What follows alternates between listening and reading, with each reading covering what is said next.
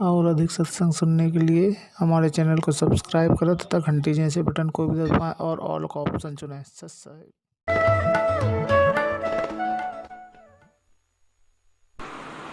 अब गीता जी के अंदर भक्तात्मा जो कुछ लिखा है वो वास्तविकता आपके सामने पर्दे पर आ रही है। और उन महापुरुषों को जिन्होंने ये अधूरा ज्ञान दिया,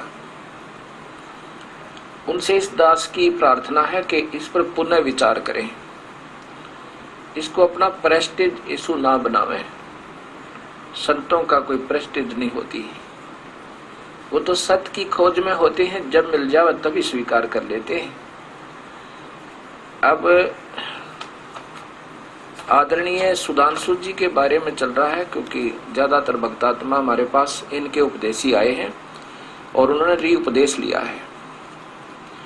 उन्होंने बड़ी महिमा गाई थी इस महापुरुष की।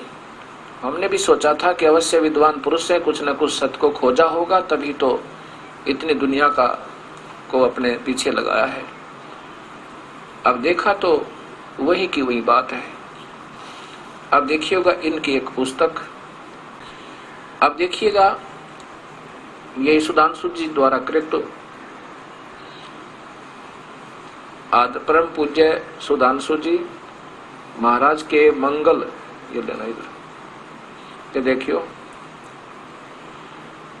हाँ, लोकप्रिय प्रवचनों के अंश, और नीचे देखो अमृत ज्ञान धारा जीवन में बहाए खुशी हो जाए। इनमें ये स्वयं स्वीकार करते हैं कि गीता जैसा शास्त्र कोई नहीं। ये देखिएगा प्रश्न नंबर इसका आपके देखिए नीचे, ये गीत है जीवन संगीत, गीता गीत है जीवन संगीत का, और इसके नीचे प्रश्न नंबर है ये देखो प्रश्न नंबर 52 पे अमृत ज्ञान धारा के अंदर गीता को संगीत बनाओ, अर्थात गीता का गान गाओ, गीता को पढ़ो, गीता का श्रवण करो, गीता का मनन करो, गीता का निधिध्यासन करो, क्योंकि समस्त शास्त्र इसी गीता में, इसी में आ जाते हैं। कहा गया है कि अगर गीता है तो फिर किसी शास्त्र की आवश्यकता नहीं, अर्थात समस्त शास्त्रों का सार गीता है, यह भी कहा गया है। अब देख लो, अब इन्हीं के वचनों द्वारा ये श्री कृष्ण को पूर्ण मान रहे हैं, और कृष्ण जी क्या कह रहे हैं कृष्ण जी के बारे में, इन्हीं के विचार ये देखियो। इनमें ये क्या है, प्रकृति का संगीत, प्रश्न नंबर 47 पे, ये फिर ये देखो 47 पे इसकी इनके कॉलम में देखिएगा, श्री भगवान श्री कृष्ण ने कालिया नाग के ऊपर पांव रखकर नृत्य किया और संसार को कह दिया कि काल के सिर पर पांव रखकर भी नाचा जा सकता है। तुम्हारे अंदर हिम्मत होनी चाहिए, तुम्हारे अंदर कल्पना होनी चाहिए। ये इनके अधूरे ज्ञान दोगले। देखो फिर देखिए, काल के सिर पर पांव रख के नाचा जा सकता है, और कृष्ण जी स्वयं कहते हैं मैं काल हूं गीता में, फिर नाचा किसके ऊपर जाता है। आप देखिएगा, फिर दिखाता हूं 11वें अध्याय का 32वां श्लोक। अब फिर देखिएगा इन्हीं के आदरणीय सुधांशु जी के करकमलों द्वारा गीता जी का टीका। पहले देखिए अध्याय नंबर 11 और फिर इसमें श्लोक नंबर 32 आपको दिखाता हूं।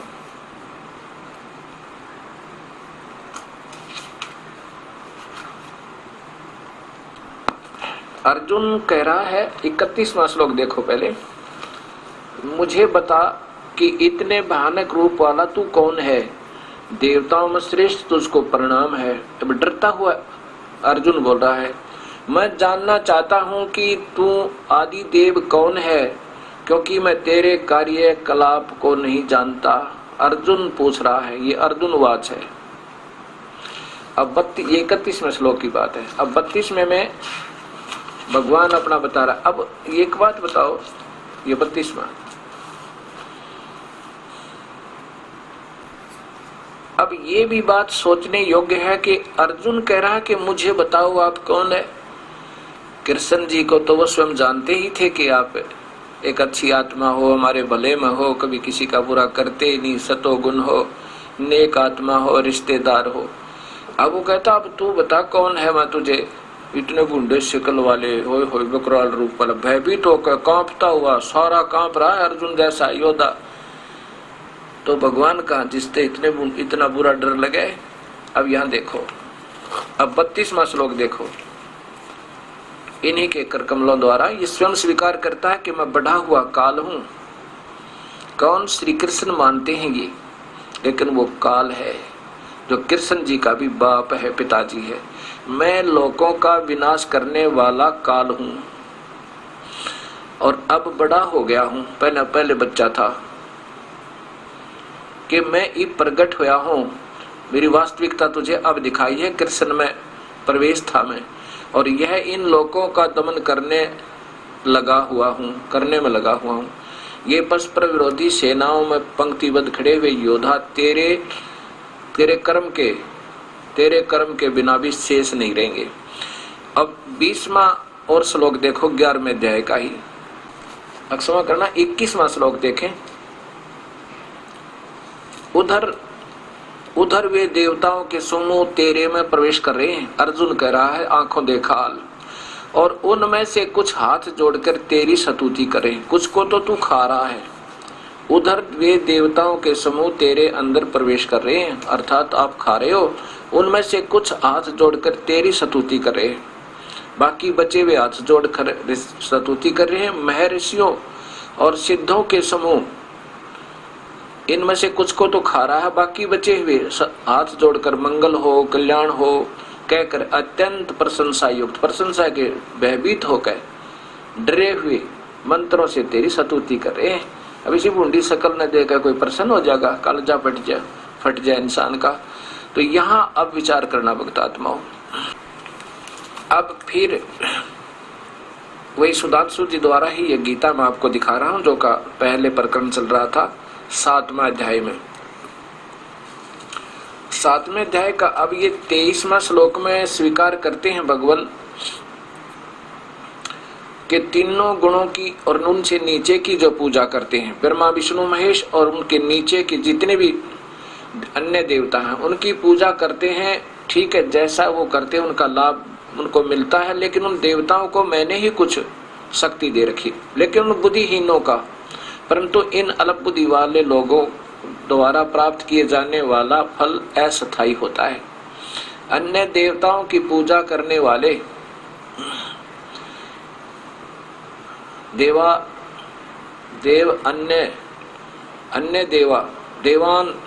अन्य देवताओं की पूजा करने वाले लोग देवताओं को प्राप्त होते, परंतु किंतु मेरा भक्त मेरे पास ही पहुंचता है। अब काल कहता है मेरा भक्त मेरे तक ही रहता है, लेकिन इसकी भी पूजा अधूरी बता दी पहले ही 7वें अध्याय के 18वें श्लोक। अब देखो आगे, फिर कहते हैं कि जो बुद्धिहीन लोग, जो मेरे परिवर्तनशील और सर्वोच्च उच्चतरम भाव, अनुत्तम का अर्थ सर्वोच्च कर दिया, उच्चतर सबसे उत्तम, जबकि लिखना था सबसे घटिया, नीचतर सबसे नीच जानते, क्योंकि मेरा ये अटल और घटिया नियम है कि मैं कभी किसी के सामने नहीं आता, व्यक्त रूप में कभी आकार में नहीं आता। अव्यक्त हूँ मैं, तो निराकार हूँ, और व्यक्त हुआ मानते, अर्थात मुझे ये कृष्ण मान रहे बुद्धिहीन, मैं कृष्ण नहीं हूँ। यहाँ देखो 25वें श्लोक में, अपनी सृजनशील शक्ति योग माया द्वारा आवृत होने के कारण मैं कुछ सब लोगों के सम्मुख प्रकट नहीं होता, सबका जिक्र नहीं, मैं कभी किसी के सामने भी प्रकट नहीं होता। यह मूढ़ जगत मुझे नहीं जानता, क्योंकि मैं अजन्मा और परिवर्तनशील हूँ, अपरिवर्तनशील हूँ। अब इसका अर्थ यह है कि नादान लोग मुझे नहीं जानते, मैं किसी के सामने नहीं आता, मतलब बिल्कुल ये मेरा अव्यम अटल नियम है। और इस मैं कभी कृष्ण की तरह मां से जन्म नहीं लेता। वास्तविक ज्ञान तो आपको इस दास के द्वारा रचित सरलार्थ किया हुआ ये गहरी नजर गीता में, ये एक ही शास्त्र है इसको खरीदने के बाद अन्य शास्त्रों की आपको आवश्यकता नहीं पड़ेगी खरीदने के लिए। गहरी नजर गीता में, इसके अंदर आपको पूरी गीता मिलेगी।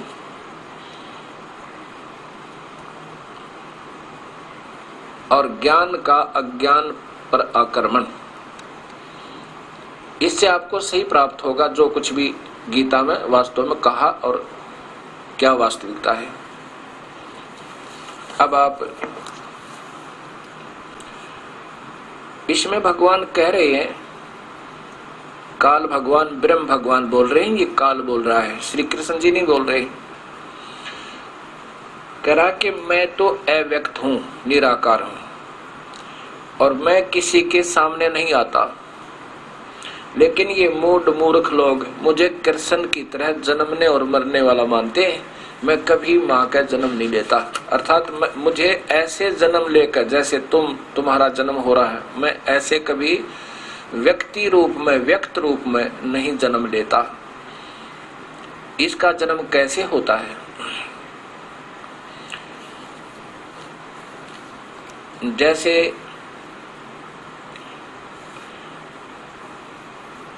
एक परब्रह्म जो है, परब्रह्म अक्षर पुरुष, वो अचिंत की आज्ञा से, अचिंत कौन है? आपने सृष्टि रचना में सुना होगा, कबीर परमेश्वर का पुत्र है। उस अचिंत की आज्ञा से जब देखेगा यहाँ का सब ही ब्रह्मांड 21 के 21 ब्रह्मांड बर्बाद होने लग जाते हैं, इनमें भी देवताओं में भी देवता जैसा भाव नहीं रहेगा, एक ऐसी स्थिति आ जाएगी। उस समय 21 के 21 ब्रह्मांडों को अक्षर पुरुष अचिंत अपने शब्द शक्ति देकर अचिंत को इनका सबका विनाश कर देगा। ये काल भी समाप्त होगा और साथ में प्रकृति देवी भी और सब ये जीवों का, उसमें सब ये ब्रह्मांड विनाश में आ जाएंगे, इनके ऊपर जीव नहीं रहेंगे। इन सब को कहां परब्रह्म के लोक में अलग अलग रख दिया जाएगा। तो वो भी क्योंकि यहां सामने नहीं आता, जैसे अक्षर पुरुष वो भी निराकार माना जाता है, जो दिखाई ना दे उस चीज को हम निराकार कह रहे हैं, ऐसा हमारी व्याख्या बनी हुई है। ऐसे ही एक काल आकार में है, फिर भी ये सबके सामने व्यक्तिगत रूप से सामने नहीं आता, इसको अव्यक्त कहा, शरीर रहित आकार रहित मान लिया, क्योंकि ये सामने आता ही नहीं। जो चीज हमें दिखाई नहीं देती हम क्या बताएं वो कैसा है। उसके बाद अक्षर पुरुष भी अव्यक्त है, वो भी यहाँ व्यक्तिगत रूप से सामने नहीं आता।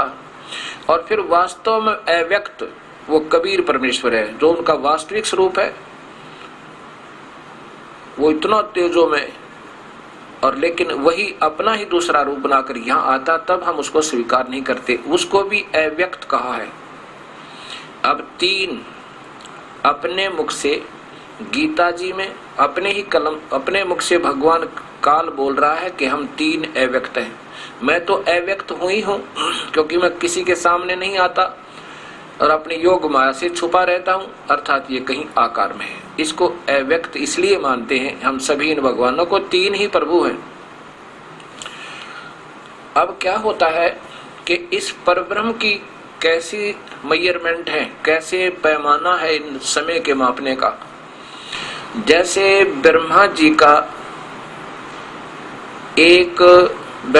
का एक दिन 1000 चतुर्युग का होता है। ब्रह्मा जी का एक दिन 1000 चतुर्युग का होता है, और इतनी ही रात्रि होती है। ऐसे 30 दिन में कितने युग हो गए? 60,000 चतुर्युग एक महीने में, और एक वर्ष में हो गए 7,20,000 चतुर्युग, और 100 वर्ष से गुणा कर दो ब्रह्मा की आयु, ऐसे 100 वर्ष बनेंगे उनके, तो 7,20,00,000 इतने चतुर्युग। ये ध्यान से सुनना, जो चतुर्युग में दास बोल रहा है। तब एक ब्रह्मा मरेगा। ऐसे 7 ब्रह्मा मर लेंगे तब एक विष्णु की मृत्यु है, और 7 विष्णु मर जाएंगे तब एक शिव की मृत्यु है। एक शिव की मृत्यु जब होगी, परब्रह्म का एक युग गया, परब्रह्म का उस अव्यक्त का एक युग गया। अब देखना, ऐसे फिर ये इस काल की आयु है, ऐसे 1000 युग की इस काल की आयु है।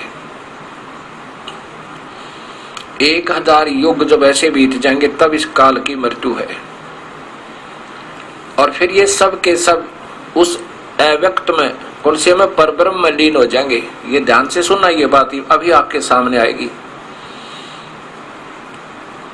और फिर उसी से दोबारा वो कबीर परमात्मा की आज्ञा से, अचिंत अचिंत की आज्ञा से, यही अक्षर पुरुष इनको फिर वापस ज्यों का त्यों वही आत्मा होगी, काल अपना काल रूप में, वही प्रकृति होगी प्रकृति रूप में, फिर इनसे सृष्टि उत्पन्न होगी। प्रकृति की शेरा वाली में फिर ये सारे जीव आत्मा फिर दोबारा ऐसे डाल दिए जाएंगे। और फिर ये कर्म आधार पर इनको 19 तिथियों से कर्म इनके समाप्त नहीं होते। उस अव्यक्त यानी अक्षर पुरुष के लोक में, परब्रह्म के लोक में इनको अलग अलग रख दिया जाता है। क्रोधी एक में, कामी एक में, ऐसे जीवन सा करने वाले नारे, उनके कर्मों आधार पर जैसे गेहूं को अलग थैले में, बाजरे को अलग, ज्वार को अलग, ऐसे इनको रख दिया जाता है। और फिर दोबारा ये काल सृष्टि फिर प्रारंभ होती है। फिर ऐसे ही नए सिरे से प्रकृति और काल से, ब्रह्म से इन तीनों देवताओं की उत्पत्ति होती है। फिर ये काल सृष्टि फिर प्रारंभ होती है। अब ये बहुत ध्यान से सुनने से आपके समझ में आएगा। अब गीता का एक, गीता तो वैसे स्वच्छ है, पवित्र शास्त्र है, लेकिन इसमें कुछ और ज्यादा अज्ञान हिंदी टीकाकारों ने कर दिया। गीता में कोई कमी नहीं। अब यहाँ क्या प्रश्न चल रहा है कि कहता है कि मैं तो अव्यक्त हूं, कभी किसी के सामने नहीं आता, और मुझे अव्यक्त को ये व्यक्त मान रहे हैं, ये मेरा स्वभाव, मैं कभी सामने नहीं आता, ये मेरा अपरिवर्तनशील यानी अटल नियम है, मैं आकार में नहीं आता, और कृष्ण की तरह मां से जन्म ऐसे नहीं लेता मैं। इसलिए काल भगवान कहता है 4 अध्याय के 5वें श्लोक में कि अर्जुन तेरे मेरे बहुत जन्म हो लिए, तो नहीं जानता मैं जानता हूं। और कृष्ण के तो ना जाने कितने 30 करोड़ राम रूप में, और कृष्ण जी पहले विक्रम कितने हो लिए, ये तो अलग चीज है। अब 8वें अध्याय को दिखाता हूं आपको, तब आपके समझ में आएगा कि 3 अव्यक्त हैं, और इन्हीं के कर कमलों द्वारा सुधांशु जी के द्वारा भाषा टीका की हुई गीता है। और इसको देखो, ये 8वां श्लोक, 8वें अध्याय का 16वां श्लोक देखें। ये 8वें अध्याय का 16वां श्लोक है। इसमें क्या लिखा है कि आब्रह्म भुवन भुवना भुवन अलोका आभवन आब्रह्म, ब्रह्मा नहीं है ये। इन्होंने अनजानपने में कहा कि ब्रह्मा के लोक से लेकर नीचे के सब लोक ऐसे हैं जिनसे फिर पुनर्जन्म की ओर लौटना होता है। परंतु हे कुंती पुत्र अर्जुन, मुझ तक पहुंच जाने के बाद फिर किसी को का पुनर्जन्म ग्रहण नहीं करना पड़ता। और ये स्वयं कह रहे हैं मैं तो जन्म मरण में हूं, 4 अध्याय के 5वें श्लोक में। तो ये कहा, किस अतिथि में कहा है? अब देखो, ये एक ब्रह्मांड का चित्र फिर दिखाना है आपको, इसी से आपको सब समझ में आएगी। ये तो शिव का लोक है, ये स्वर्ग और नरक, ये इंद्र का लोक, ये बिल्कुल साथ ही है। ये धर्मराय का लोक है, ये है शिव का लोक, और ये है ब्रह्मा जी का लोक, ये ब्रह्मा का लोक है, और ये विष्णु का लोक, और ये ब्रह्म लोक है। ये काल स्वयं महाब्रह्मा, महाविष्णु, महाशिव रूप में, और यहाँ रहता है। यहाँ एक महा स्वर्ग बनाया हुआ इस ब्रह्म लोक के कोने में। अब यहाँ देखिए पूरा इस चित्र को फिर देखिए, और इसी में ये कबीर परमेश्वर भी रहते हैं अपना दूसरा रूप बना के। अब क्या कहता है ये काल के इस एक समय ऐसा आता ये काल एक ब्रह्मांड की प्रलय स्वयं करता है, तो इसमें यहां तक ये सब विनाश में आ जाते हैं, ये सब लोग। और उस समय यहाँ इस महावर्ग में पहुंचे हुए प्राणी जितने बचे हुए होते हैं, उनकी कुछ उन कर्म बचे हुए होते हैं, उनको अन्य ब्रह्मांडों में रख देता है। इसलिए कहता है कि मुझे यहाँ ब्रह्मलोक तक भी विनाश में आएंगे, ये कोई भी नहीं जन्म मरण से बच सकता। जो स्वयं कहते हैं मेरा भी जन्म मरण है, फिर ये कहाँ बचेंगे। और ये ब्रह्मा का लोक कि यहाँ तक के प्राणियों का कहना तो तुक नहीं बना, ये तो फिर एक ही जैसी स्थिति है तीनों की। तो यहाँ अब 21 ब्रह्मांड का चित्र आप देखिए।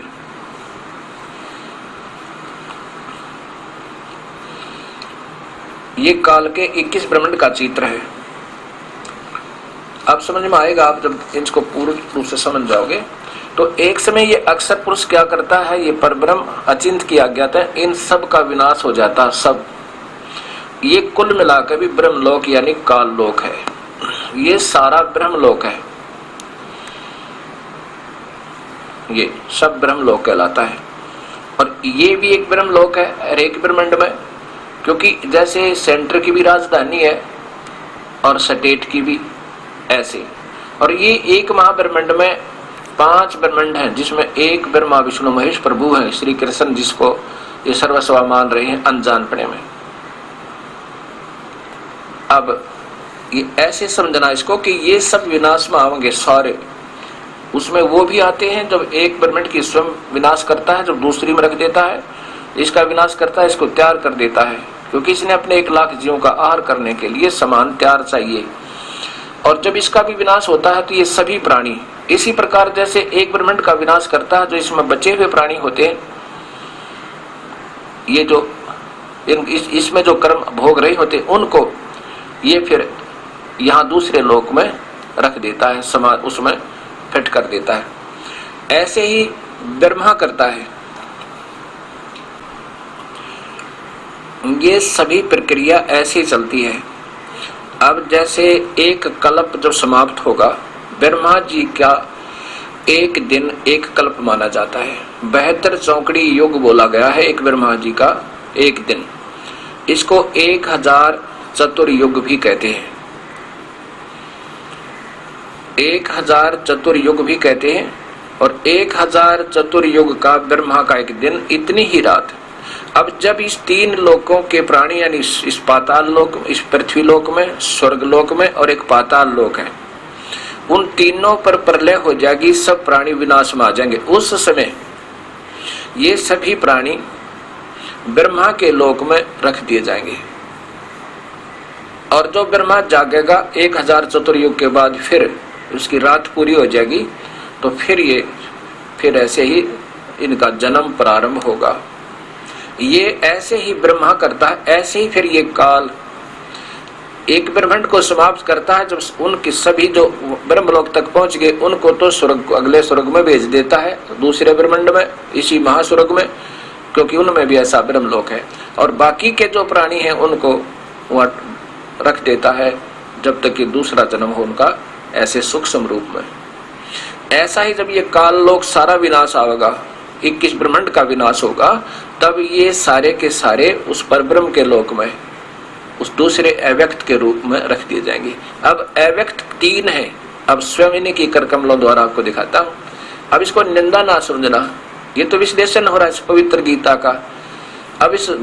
अब शुद्ध की में कुछ अशुद्धता आ गई तो उसको फिर गर्म किया जाता है, वो फिर शुद्ध हो जाता है।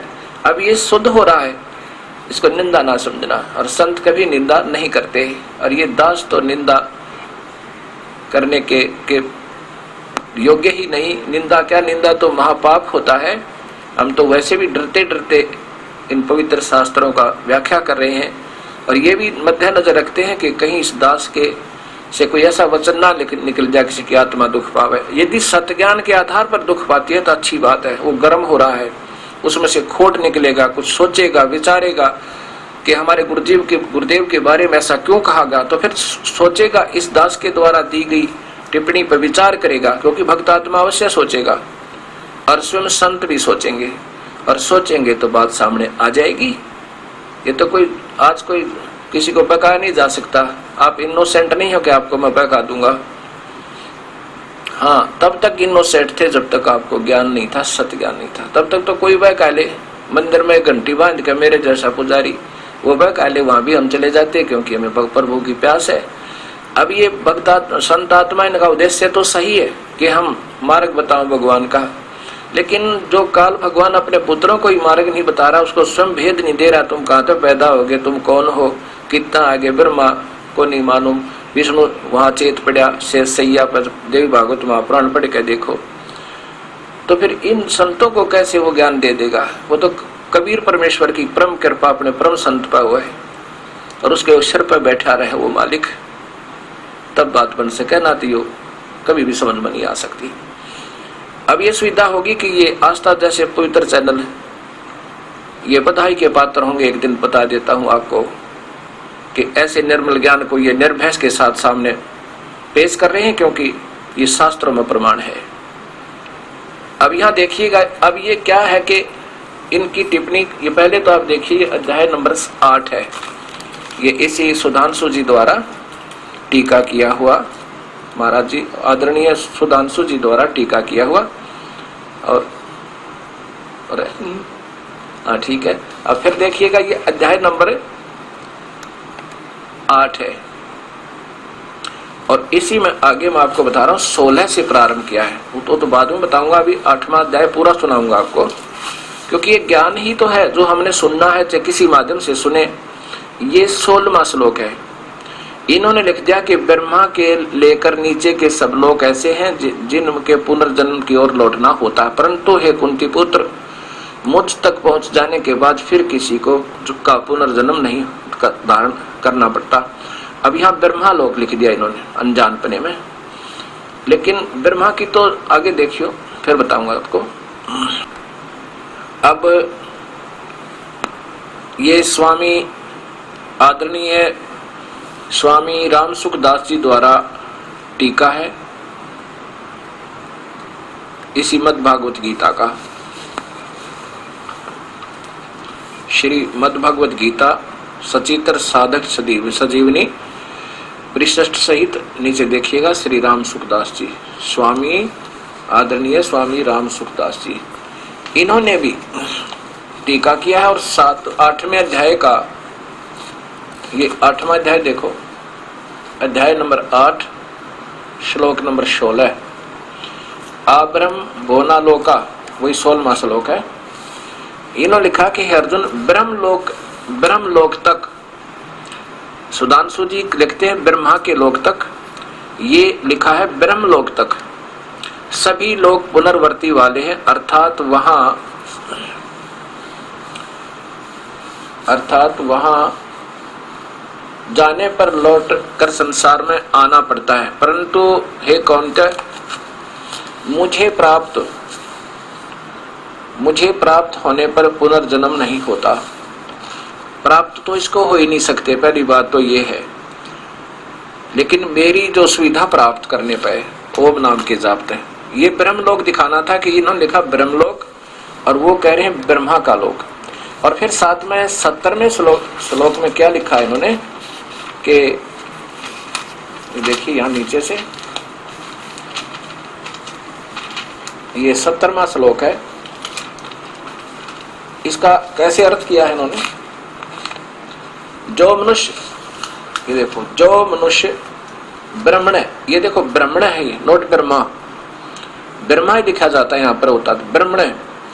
ब्रह्मा के सेंसर युग, ये चतुर्युग नहीं लिखा, सेंसर चतुर्युग नहीं लिखा, केवल सेंसर युग पर्यंतम 1000 चतुर्युग वाले एक दिन को इन्होंने चतुर्युग लिखा है, जबकि संस्कृत है रात्रिम युग सहस्रानाम ब्रह्मणे सेंसर युग पर्यंत अहर, एक दिन, तो एक दिन ब्रह्मा का बता रहे हैं ये, लेकिन ये ब्रह्मा का नहीं, ये उस ब्रह्मणे का अर्थ है उस बड़े भगवान, ब्रह्मणे माने बड़े भगवान, इस काल से बड़ा भगवान कौन है, ब्रह्मणे, उसका 1000 चतुर्युग का एक दिन होता है और इतनी ही रात होती है। ब्रह्मा की होती है 1000 चतुर्युग की।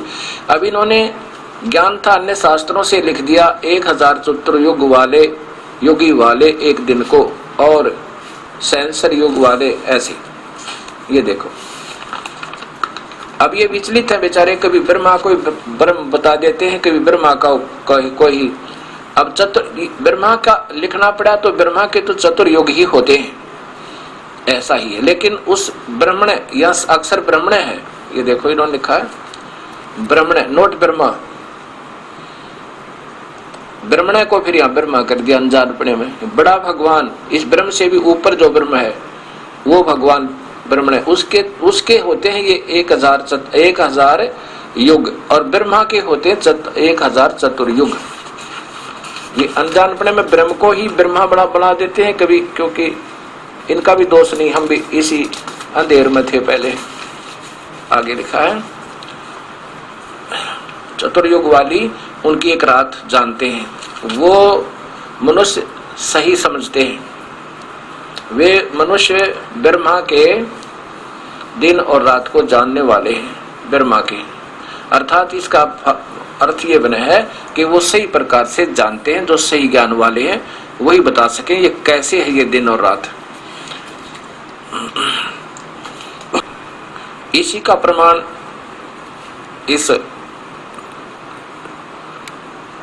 आदरणीय जयदयाल गोविंद का द्वारा टीका की हुई गीता जी में देखिए, ये अध्याय नंबर देखिए पहले, ये 7 है, 8 में देखिए, ये 8 का फिर देखिए नीचे श्लोक नंबर 16। इसमें आब्रह्म भुवनात् लोका पुनर्वंती, इसमें इन्होंने भी ये लिखा है कि हे अर्जुन, क्योंकि समझदार थे, ब्रह्म लोक पर्यंत सब लोग पुनर्वर्ती हैं, परंतु हे कुंती पुत्र, मुझको प्राप्त होकर पुनर्जन्म नहीं होता। यहाँ भगवान को प्राप्त तो हो ही नहीं सकते, वो तो 11वें अध्याय का 47वां और 48वां श्लोक स्पष्ट करता है। वो तो 11वें अध्याय का 47 और 48 श्लोक स्पष्ट करता है, और 53 और 54। अब 17वां देखो, अब 17 में लिखा है, ये देखो, सहस्र युग पर्यंतम, 1000 युग, 1000 चतुर्युग नहीं है, केवल 1000 युग, और इतनी ही रात्रि है। ये ब्रह्मण शब्द है। अब यहां देखो, ब्रह्मण उस बड़े भगवान, काल से बड़े ब्रह्मण, ब्रह्म उज्भारम, ये आपने सुना होगा, उसमें अथर्ववेद में ये ब्रह्मा का जो एक दिन बना दिया इन्होंने, एक दिन है 1000 चतुर्युग की अवधि वाला। अब इसमें कोई चतुर्युग नहीं लिखा, सहस्र युग पर्यंतम।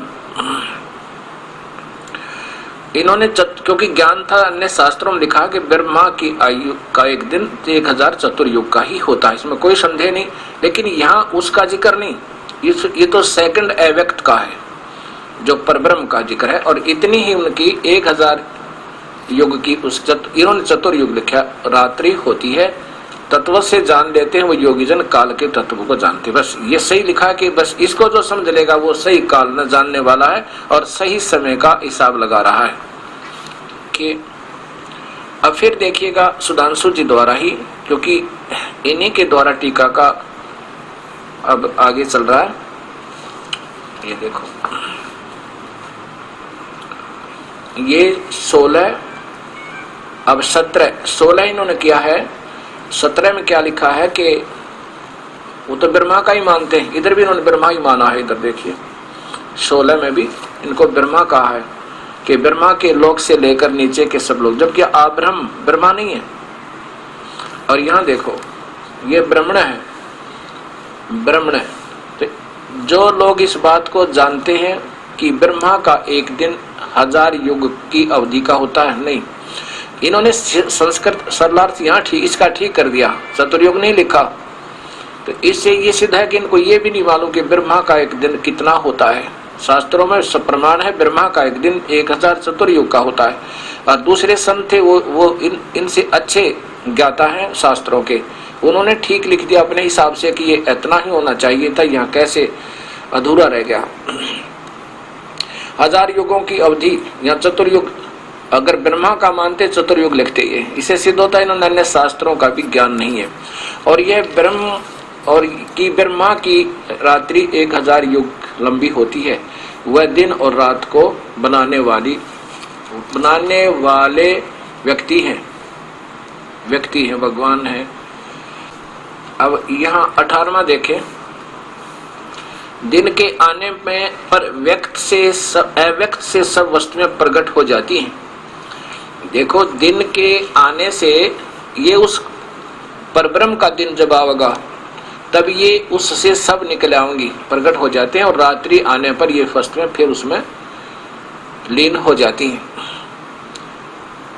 अच्छा, आगे देखो, व्यक्त से, अब इस व्यक्त से तो होगी वो, क्योंकि ब्रह्म है वो, तो ये परब्रह्म है, जो स्वयं बता रहा था वो ब्रह्म है, और ये परब्रह्म की। फिर लिखा कि अब हे पार्थ, यह बार बार जन्म लेने वाला अस्तित्वमान समूह का वस्तुओं का समूह बिल्कुल बेबस सा रात्रि के आगमन पर विलीन हो जाता है, और आगमन पर, दिन के आगमन पर फिर रात्रि में तो विलीन हो जाता है और फिर अस्तित्व में प्रकट हो जाता है। ये देखो, इन्हीं के कर कमलों द्वारा 20वां श्लोक देखिए।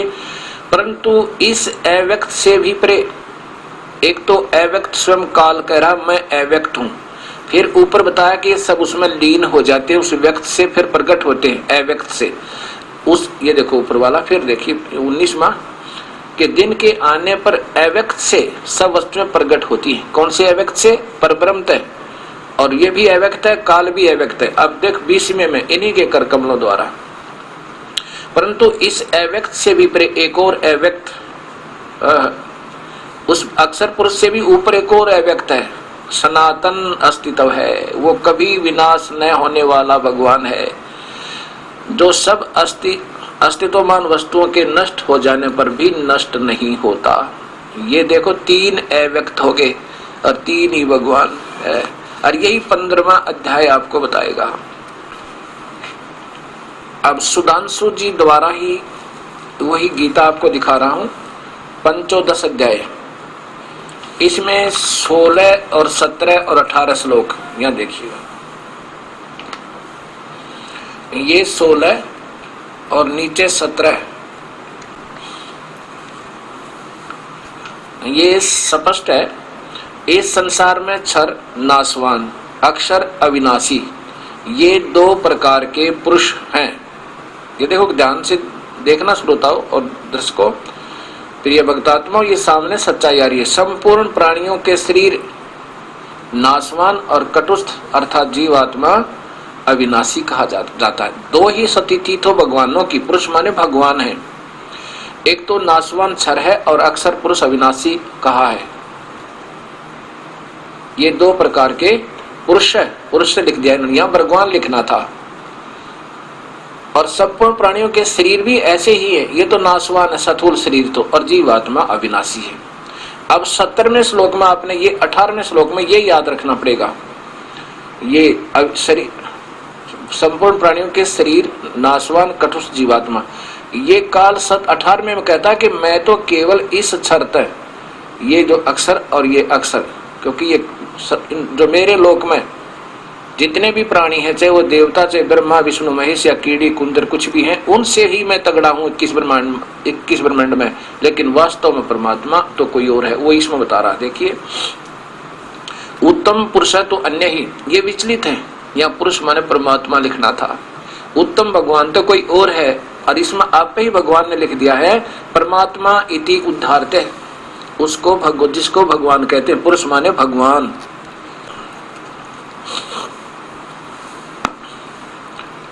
अब ये ध्यान रखना पड़ेगा आपने, 18वें श्लोक में काम आएगा कि वो कहता कि मैं तो, हाँ, ये देखो, उत्तम पुरुष तो अन्य ही है, यहाँ पुरुष माने परमात्मा लिखना था, जबकि सीधा इसी में रख दे दिया कि उत्तम पुरुष तो अन्य परमात्मा इति उदाहरता है, उसको परमात्मा कहा जाता है। वही परमात्मा वो पुरुष है जो वास्तव में भगवान कहलाता है, और जो वही अविनाशी ईश्वर वो वास्तव में अविनाशी है, तीनों लोकों में प्रवेश करके सबका धारण पोषण करता है।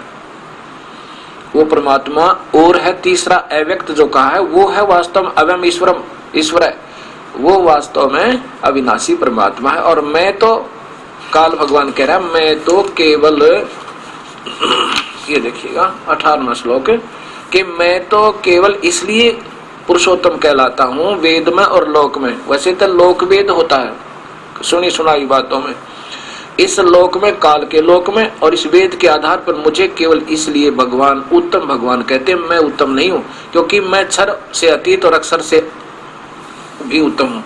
कौन से थे? इस जीवात्मा और उसके स्थूल शरीर में। अब भक्तात्मा, यदि इस दास से भी कोई गलती हो जावे, क्योंकि मैं भी एक जीव हूं, ईश्वर कृपा से बोल रहा हूं, मेरे से अगर कोई गलती हो जावे, कोई गलत टिप्पणी हो जावेगी, तो मैं दोनों कान पकड़ कर क्षमा याचना करूंगा समाज के सामने, कि कहीं मुझसे कोई ऐसी गलत टिप्पणी ना दे दी गई हो जिससे समाज गुमराह हो जाए। और नाक रगड़ने में भी संकोच नहीं करूंगा कि मेरे से गलती होगी, मैंने गलत मार्गदर्शन कर दिया। और जिन महापुरुषों ने अभी तक गीता को सत्य मानते हुए उसके सत्य का ज्ञान नहीं हुआ, ये उनका दोष नहीं। उन बेचारों की तड़प तो प्रभु के पाने की थी, जैसे ये दास भी ना जाने कहां कहां पर मैं बैठ गया था। इनकी पुस्तकों को पढ़ते थे, कोई सिर और मुख सामने नहीं आ रहा था, कोई सिरा नहीं, कोई मुख नहीं, कोई पैर नहीं, किसी के हाथ नहीं, जो मन में आई वही कह रखी थी। तो हम भी ऐसे विचले थे। ये तो ना जाने से गौर कलयुग में कैसे कृपा कर दी उस परमेश्वर, कबीर परमेश्वर ने, और उसी की परम शक्ति उस परमात्मा मेरे प्यारे गुरुदेव ने।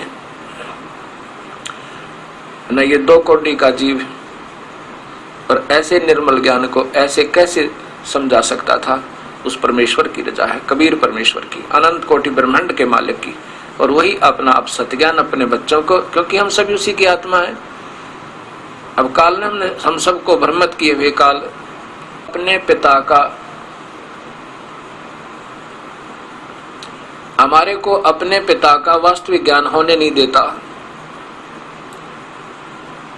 इन अपने ही अधूरे ज्ञान पर अपने ही ऐसे ही संत, क्योंकि ये भोली आत्मा सभी घूम रही थी प्रभु की तलाश में, इनको जैसे गुरुदेव मिले वैसा इनने ज्ञान भर लिया। और फिर आगे भक्तात्माओं को बताना शुरू कर दिया। उद्देश्य तो सही है, लेकिन रास्ता जाना था किसी ने उड़ीसा में और भेज दिया पंजाब में, दिल्ली तक, या आगे की जो श्रीनगर भेज दे, तो इससे अच्छा चुप रहते वो बढ़िया था। अब फिर देखिए, आदरणीय आचार्य सुधांशु जी महाराज के द्वारा अध्याय नंबर 7 ही है।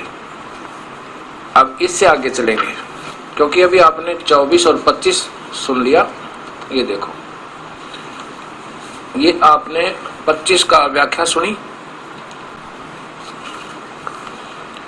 अभी आपने ये 25 की व्याख्या सुनी। इसको सुलझाने के लिए अव्यक्त को, कि मैं किसी के सामने प्रकट नहीं होता, उस अव्यक्त को मेरा ये अविनाशी अटल भाव है, इसको समझाने के लिए कितने प्रमाण देने पड़े, जब ये 24 और 25 श्लोक क्लियर हुआ, स्पष्ट हुआ। अब 26 देखो, हे अर्जुन, मैं उन सब प्राणियों को जानता हूं जो अतीत में हो चुके हैं और इस समय विद्यमान हैं, भविष्य में होने वाले हैं, परंतु मुझे कोई नहीं जानता।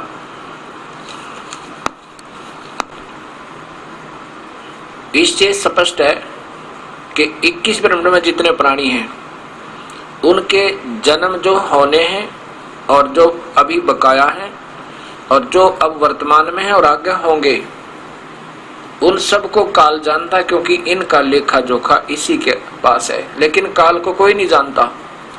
ये कैसे जाने जो यहाँ के इसी से उत्पन्न हो रहे हैं, इन्होंने इनकी बुद्धि को यहाँ पर भ्रमित किया हुआ है, तो कैसे जान सकते हैं। अब ऐसे ही कह रहे हैं कि मुझे कोई नहीं जानता, मैं सबको जानता हूँ। अब फिर देखो, अब 27वां श्लोक, 28वां श्लोक देखो। ये है ही अर्जुन। 27वां देखो, अर्जुन शत्रुओं को जीतने वाले अर्जुन, सब प्राणी इच्छा और द्वेष के कारण उत्पन्न हुए द्वैत के वश में होकर मोह और भ्रम में पड़े हुए हैं। ये तो डालने वाला भी स्वयं ही है और कह रहा है। चलो आगे देखो 28 में, परंतु वे पुण्यात्मा लोग जिनका पाप नष्ट हो गया है, जो पाप के प्रति मर चुके हैं, पाप के प्रति मर चुके हैं, द्वितीय मोह से मुक्त होकर अपने व्रतों पर स्थिर रहते हुए मेरी पूजा करते हैं। आगे देखो 29 में, वो तो मेरी पूजा करते हैं जो मेरे तक का ज्ञान है। आगे है, जो लोग मुझ में शरण लेते हैं और जरा और मरण से मुक्ति पाने के लिए प्रयत्न करते हैं, वे संपूर्ण ब्रह्म को और संपूर्ण आत्मा को, कर्म बंधन को, सबको जानते हैं। आगे देख, अब इन्होंने क्या कर दिया, इसको कति गोल कर दिया। 29वां देख कितना स्पष्ट ज्ञान है। ये लिखा है तद्विद ब्रह्म, इसका अर्थ बनता है जो उस परमात्मा को जानते हैं, उस ब्रह्म को जानते हैं, उस परमात्मा को, तत् ब्रह्म यानी उस पूर्ण परमात्मा को जानते हैं। इसको सुलझाने के लिए अन्य दो संतों की और आपको व्याख्या दिखानी पड़ेगी। ये श्रीमद् भगवत गीता आदरणीय श्री आसाराम जी द्वारा टीका, आदरणीय संत श्री आसाराम जी आश्रम अहमदाबाद से, उनके द्वारा ये टीका है। इसमें भी 7वें अध्याय के अंदर 29वां श्लोक देखें। ये 29वां श्लोक है, जो मेरे शरण होकर जरा और मरण से छूटने के लिए यत्न करते हैं, वे पुरुष उस ब्रह्म को, ये समझना, उस ब्रह्म को, तत् ब्रह्म, उस परमात्मा को, पूर्ण अध्यात्म को और संपूर्ण कर्मों को जानते हैं। अब यहाँ ये उस ब्रह्म का इशारा है, और इसलिए क्योंकि ये तो अनजान संत है जो सबको गोलमोल करने की कोशिश पहले कर रहे हैं, इन्होंने ये भी नहीं देखा। अब देखो इसी में फिर अर्जुन पूछता है, 8वें अध्याय का पहले श्लोक में पूछा कि हे भगवान, वह ब्रह्म क्या है, आध्यात्मिक क्या है, कर्म क्या है, अधिभूत नाम से क्या कहा गया है। जो आपने अभी कहा 7वें अध्याय के 29वें श्लोक में, वो ब्रह्म है फिर कौन, वो परमात्मा कौन है, ये बिल्कुल सही लिखा है आसाराम जियों ने।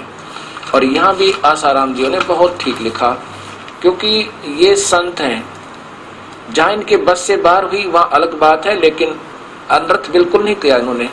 एकाध जो नहीं समझ में आई वो करना पड़ा, लेकिन यहाँ भी गोल करने की क्या आवश्यकता पड़ेगी थी। 32वां श्लोक 7वें अध्याय का है, ये ऊपर 7वां अध्याय देखिए। और इन्होंने लिखा उस ब्रह्म को, तत् ब्रह्म, ये दिखाना चाहता था दास। तो जो इस सारे ज्ञान में समझ लेगा अर्जुन, फिर मुझे भी और उस ब्रह्म को मेरी शरण में होकर, क्योंकि ओम नाम से भक्ति प्रारंभ होगी, ये उसकी शरण है, इससे नीचे नहीं। इसलिए कहते हैं मेरी शरण में होकर फिर उस परमात्मा को सही जान सकता है, और उस पर उससे भक्ति प्रारंभ होगी। ये देखिए आदरणीय श्री जयदयाल गोविंद का जी द्वारा टीका, गीता प्रेस गोरखपुर से प्रकाशित, वही मद भागवत गीता। इनके भी इन्होंने वही 7वां अध्याय, और यहाँ देखिए श्लोक नंबर ये 29 है, इन्होंने इसका यहाँ सरलार्थ किया है। जो मेरी शरण होकर जरा और मरण से छूटने के यत्न करते हैं, वे पुरुष उस तत्व, उस ब्रह्म, उस ब्रह्म को, उस परमात्मा को और अध्यात्म को, संपूर्ण कर्मों को जानते हैं। अच्छा, इसी में देखो यहाँ पर ये 8वां अध्याय है, इसमें पूछा है कि अर्जुन पूछ रहा है, अर्जुन वाच, हे पुरुषोत्तम, तत्व ब्रह्म क्या है, वो ब्रह्म है कौन। अब आगे देखिए इसी में 3रे श्लोक में भगवान बता रहे हैं कि वो तो अपरम अक्षर पुरुष है, यहाँ उत्तर दिया भगवान श्री भगवान उवाच, वह तो परम अक्षर ब्रह्म है, वो परम अक्षर ब्रह्म, एक क्षर पुरुष, एक अक्षर पुरुष, एक क्षर ब्रह्म, एक अक्षर ब्रह्म, एक परम अक्षर ब्रह्म। पुरुष कहो, यहाँ कहते वो तो परम अक्षर ब्रह्म है, वो हम दोनों से, वो तो तीसरा भगवान है। ये आदरणीय आसाराम जी भी इसी 8वें अध्याय का तीसरे में बता रहे हैं कि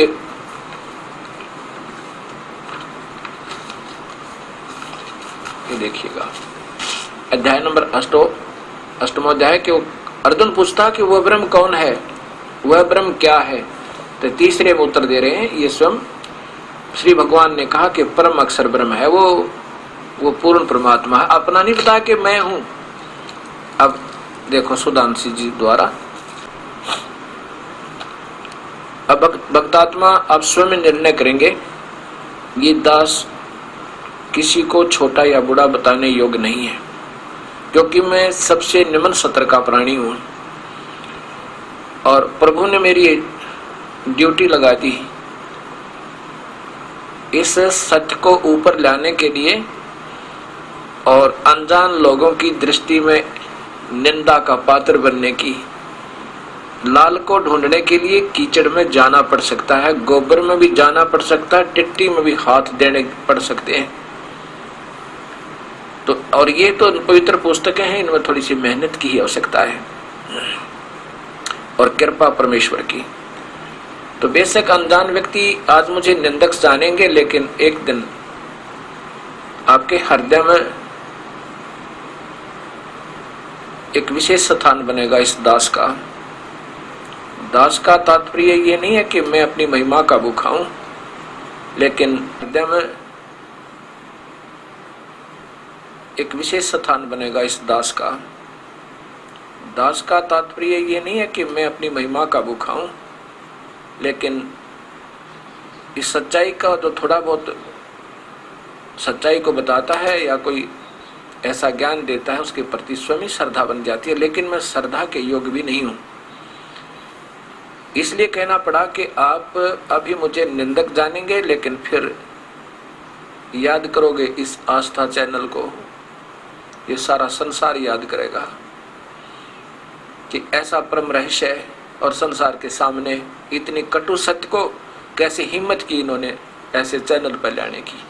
ये भी धन्य है इनके माता पिता ने, धन्य है इनके इतने प्रभु पे विश्वास को कि सांच को आंच नहीं होती। अब देखो आदरणीय सुधांशु जी ने तो उन संतों से भी नीचे गिराने की चेष्टा कर दी इस सत्य ज्ञान को और ज्यादा उलझाने की। इसमें स्पष्ट लिखा है तत् ब्रह्म, 29वां श्लोक वही 7वें अध्याय का चल रहा भी, किम तद तत्विद, वह तत् ब्रह्म क्या। इसने तत् को समाप्त कर दिया, ब्रह्म उनका आपने देखा कि वो तत् ब्रह्म उस ब्रह्म की शरण में के बारे में और मेरे बारे में सब जान जाते हैं। जो लोग मुझ में शरण लेते हैं, जरा और मरण से मुक्ति को पाने के लिए प्रयत्न करते हैं, वे संपूर्ण ब्रह्म को और संपूर्ण आत्मा को, यहाँ लिखा है तत् ब्रह्म को, उस ब्रह्म को और संपूर्ण आत्मा को और कर्मों के संबंध में बातें जान जाते हैं। जो यहाँ से छूटना चाहते हैं ना मेरे से, मेरी शरण में रहकर, अर्थात जो मेरे काल के जाल में फंसे हुए हैं उनको ज्ञान हो गया, फिर वो जो उस परमात्मा निकलने की चेष्टा वो करेंगे जो उस परमात्मा के बारे में और मेरे बारे में कि मैं काल हूँ, वास्तव में काल हूँ, किससे नहीं छोड़ूं, सब न खाऊंगा, वो फिर यहाँ से निकलने की चेष्टा करते हैं। उनको सही ज्ञान हो गया। इसका अर्थ ये बने अब इन्हीं के द्वारा, ये देखिएगा सुधांशु जी द्वारा 8वां अध्याय, यहाँ पर भी इन्होंने तत् ब्रह्म को समाप्त कर दिया। ये लिखा सीधा अर्जुन वाच किम तत् ब्रह्म, वो तत् ब्रह्म क्या है जो आप 7वें अध्याय के 29वें श्लोक में कह रहे थे। इन्होंने सीधा लिख दिया ब्रह्म क्या है, तत् ब्रह्म, वो ब्रह्म क्या है, वह ब्रह्म क्या है, ये लिखना था। ये सामने संस्कृत भी देख सकते हैं, आत्मा क्या है जो आगे देखो। और फिर तीसरे में और गोल कर दिया, ब्रह्म या परम अनस्वर है, ब्रह्म या परम अनस्वर है, यहाँ लिखना था जैसा कि उन महापुरुषों ने लिखा है कि वो परमात्मा, वो परम अक्षर ब्रह्म है, वो परम अक्षर। ये देखो, अक्षरम ब्रह्म परमम, वह अक्षर ब्रह्म, वो परम अक्षर ब्रह्म है। परम अक्षरम ब्रह्म, वो परम अक्षर ब्रह्म है जो वास्तव में पूजन के योग्य है। आगे देखिए, ये तीसरा श्लोक आपने सुन लिया, इसमें इन्होंने ये उलझा दिया, और इसको आप ज्यादा पढ़ने के लिए गहरी नजर गीता मंगवाइए, आपको बाय कोरियर भेजेंगे। अब देखिएगा, चौथे में लिखा है कि सब सृजी हुई गई वस्तुओं का आधार परिवर्तनशील प्रकृति है। ये इन्होंने अपने हिसाब से किया, कोई बात नहीं, जो भी ठीक है इसको मान लीजिए। आगे देखिए, पांचवें में क्या कहा भगवान ने कि मृत्यु के समय जो केवल मेरा ध्यान करता हुआ